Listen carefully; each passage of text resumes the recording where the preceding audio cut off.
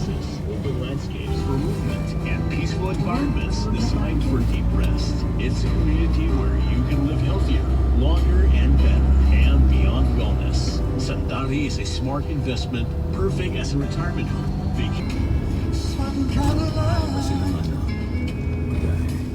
Dalawang tatlo, maleta. Yung pinagdalit.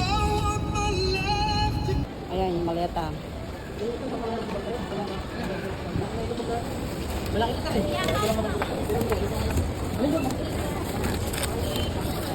Hindi ba putok yan?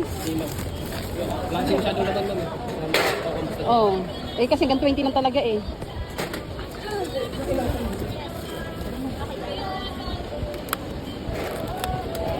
Meron pa sana tinanggal ko oh. Baka mag-over eh.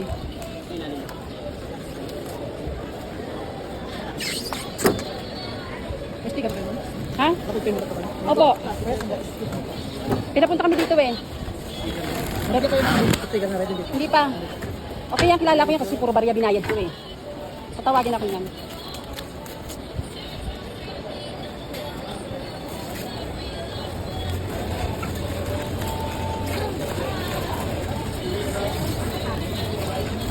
Okay. Kumpes. Ano, resibo? Sa amin na to? Ano yung sinabi mong red? Yung red? Ah, dyan ilalagay. Oo. Okay. Dito na kami sa loob. Ang haba ng pila. Dito na kami sa loob.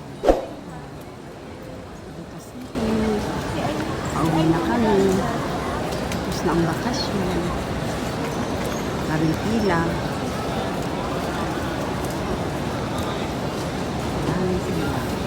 Carry kong 7 kilo umover.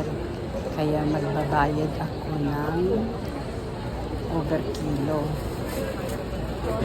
Ayan, yung bag na dala ko, magbabayad ng 2,897.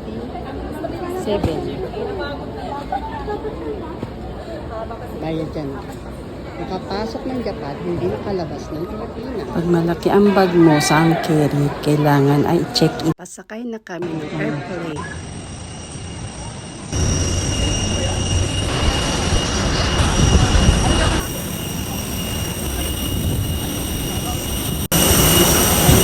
Dito na kami sa loob ng airplane.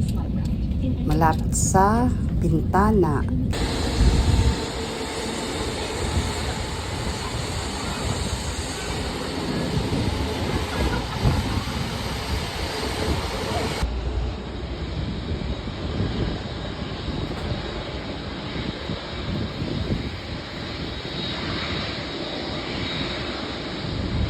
Ayan, habang hindi pa umaandar ang aming sasakyan ay nakasilip ako sa labas. Pag sumasakay sa eroplano, nagre-request ako na malapit sa bintana para nakikita ko ang labas, ang view. Mula Pilipinas hanggang Japan, 4 hours din ang aming biniyahe. Nakatulog din. Ayan, kitang-kita ang magandang view ng baba.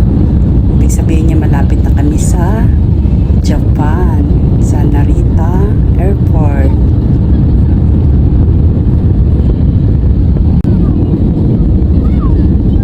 Salamat sa Diyos sa magandang biyahe, sa magandang panahon. Ayan, malapit na kami.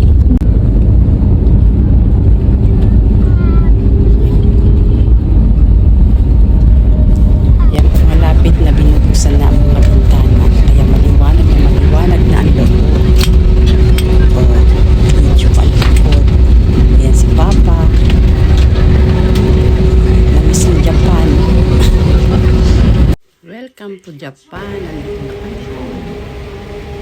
Labas na kami.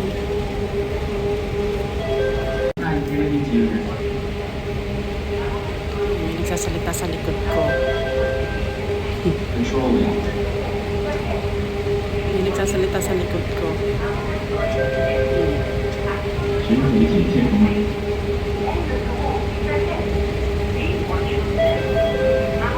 siya.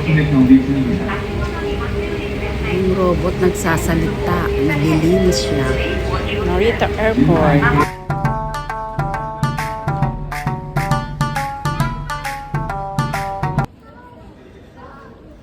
Welcome to Japan.